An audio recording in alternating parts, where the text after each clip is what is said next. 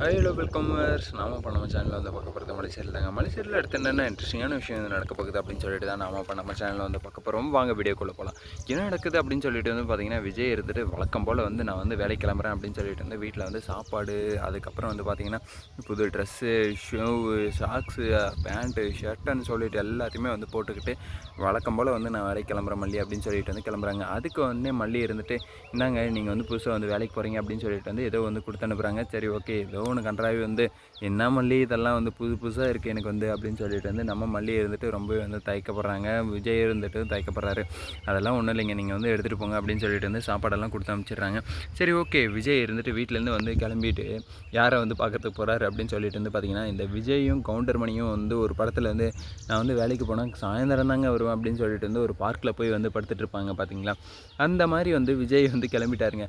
விஜய் வந்து கிளம்பி போய் நேராக வந்து அரவிந்த் போயிட்டு வந்து நின்றுறாரு. அரவிந்த் வந்து இப்படி தான் வந்து ஒரு நாளாச்சும் வந்து ஒரு நாள் வந்து உங்கள் கண்ணில் வந்து பட்டார். அதுவும் உங்கள் நன்மைக்காக வந்து கண்ணில் வந்து பட்டு உங்களை வந்து வெளியே கொண்டு வர்றதுக்காக தான் வந்து அது உங்கள் கண்ணில் பட்டார். அப்போ வந்து வேலை வந்து கேட்டார். ஆனால் நீங்கள் டெய்லி போயிட்டு வந்து விஜய்க்கு இது என்னது அரவிந்துக்கிட்ட வந்து வேலை வேணும் அரவிந்த், வேலை வேணும் அரவிந்த், வேலை வேணும் அரவிந்தன்னா எதனா இடுப்பில் சொருகிய வச்சுட்ருக்காரு. வேலையை வந்து தூக்கிட்டு நான் வந்து இடுப்பிலே சொருகி வச்சுருக்கேன், இல்லை பாக்கெட்டில் போட்டு வச்சுருக்கேன், எடுத்த உடனே உங்களுக்கு வந்து வேலை கொடுக்குறதுக்கு அப்படின்ற மாதிரி வந்து அரவிந்தோட ஃபேஸ் ரியாக்ஷன் வந்து இருக்குது. ஆனால் இருந்தாலே வந்து என்ன பண்ணுறது, இல்லைங்க சார் நான் வந்து பொறுமையாக இருங்க ஏதோ ஒன்று பண்ணிக்கலாம் அப்படின்னு சொல்லிட்டு வந்து அரவிந்த் வந்து என்ன பண்ணுறாரு அப்படின்னு சொல்லிட்டு வந்து பார்த்திங்கன்னா, சரி வாங்க போகலாம் அப்படின்னு சொல்லிட்டு காரை வந்து சர்வீஸ்க்கு வந்து விடுறேன் அப்படின்னு சொல்லிட்டு வந்து அரவிந்த் வந்து போகிறாருங்க. அப்படியே வந்து விஜயும் வந்து என்ன பண்ணுறாரு அப்படின்னு சொல்லிட்டு வந்து பார்த்திங்கன்னா கூடவே வந்து போகிறாரு. போயிட்டு வந்து அந்த இடத்துல வந்து கார் வந்து சர்வீஸ் விடணுங்க அப்படின்னு சொல்லி சொன்னதும் சர்வீஸ் பாய்கிட்ட அவர் இருந்துட்டு அந்த மெக்கானிக்கு இருந்துட்டு என்ன சொல்கிறாரு அப்படின்னு சொல்லிட்டு வந்து பார்த்திங்கன்னா, இருங்க ஒரு 2-3 நாளில் வந்து ஆகிடும், 2-3 நாளைக்கு அப்புறம் வந்து சர்வீஸ் வந்து விட்டுக்கோங்களேன் அப்படின்னு சொல்லிட்டு வந்து சொல்கிறாங்க. சார் என்னன்னாச்சு, ஏன் வந்து சர்வீஸ் வந்து பண்ண முடியாது அப்படின்னு சொல்லிட்டு வந்து அரவிந்த் வந்து கேட்கும்.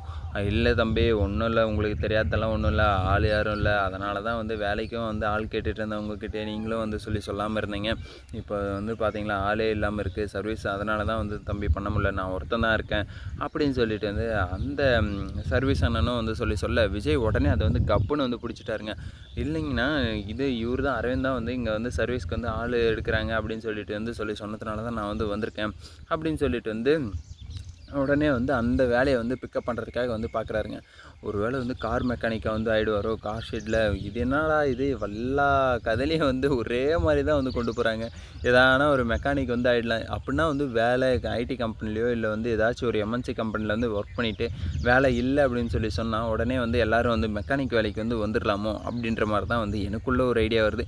ஏன்னா இதுக்கு முன்னாடி வரைக்கும் நான் வந்து பார்த்ததுலேருந்து தெய்வ மகள் அப்படின்னு சொல்லிட்டு வந்து ஒரு ரொம்ப பழைய காலத்து சீரியல், பழைய காலத்துன்னா இந்த 2010, 11, 12, 15க்குள்ளே வந்த சீரியலு.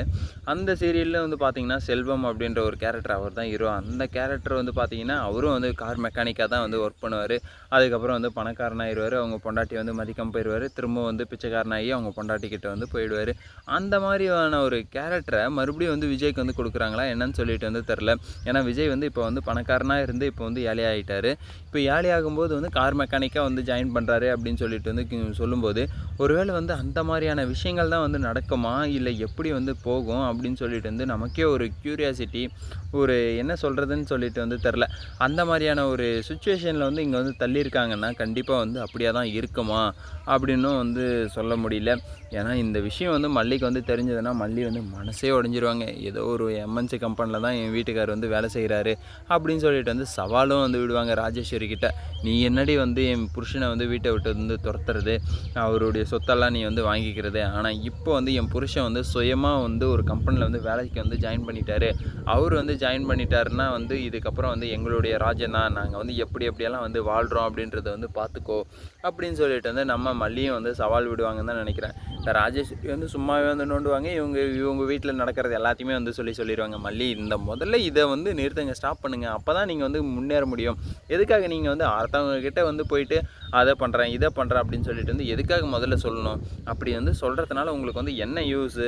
அவங்க ஏதாச்சும் வந்து காசு கொடுக்க போகிறாங்களா? இல்லை, அது வந்து முதல்ல புரிஞ்சுக்கோங்க. அவங்க தான் வந்து உங்கள்கிட்ட வந்து பிடுங்கிட்டு போயிருக்காங்க. அவங்க அடுத்து என்ன வந்து உங்களை வந்து கீழே தள்ளலாம் அப்படின்னு சொல்லிட்டு வந்து யோசிச்சுட்ருக்காங்க. அவங்கக்கிட்ட போயிட்டு நீங்கள் வந்து எல்லாத்தையும் வந்து சொல்லிட்டு இருந்தால் அவங்க எப்படி தான் வந்து சும்மா இருப்பாங்க. ஓ இப்படி வளர்கிறாங்களா, ஓ அவங்க அப்படி வளர்கிறாங்களா அப்படின்னு சொல்லிட்டு தான் வந்து நம்ம நாட்டு நடப்பில் நடக்கிறத தான் வந்து அவங்களும் வந்து பண்ணுறாங்க. சரி ஓகே, விஜய் வந்து கார் மெக்கானிக்காக வந்து இருந்தாருன்னா கண்டிப்பாக வந்து வசமாக வந்து அடுத்த நாளே வந்து மாட்டிக்கிப்பார் நம்ம மல்லிக்கிட்ட வந்து மாட்டிக்கிட்டாருன்னு வச்சுக்கோங்க, அவ்வளோதான் முடிஞ்சு போச்சு. மல்லி வந்துட்டு என்ன பண்ணுவாங்க, நீங்கள் முதல்ல அந்த வேலைக்கு வந்து போகவே போகாதீங்க, என் புருஷன் வந்து கார் மெக்கானிக்காக வந்து வேலைக்கு போகணுமா அப்படின்னு சொல்லிட்டு வந்து நம்ம மல்லி இருந்துட்டு அங்கேயே வந்து ஸ்டாப் பண்ணிடுவாங்க.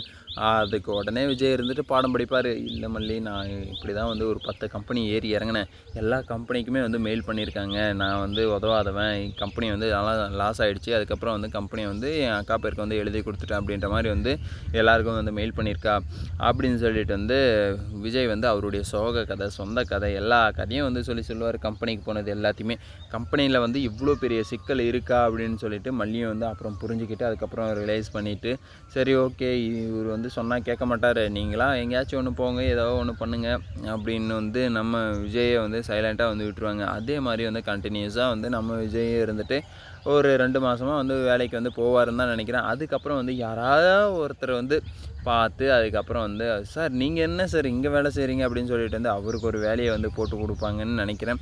அப்படி தான் வந்து நடக்க போகுது.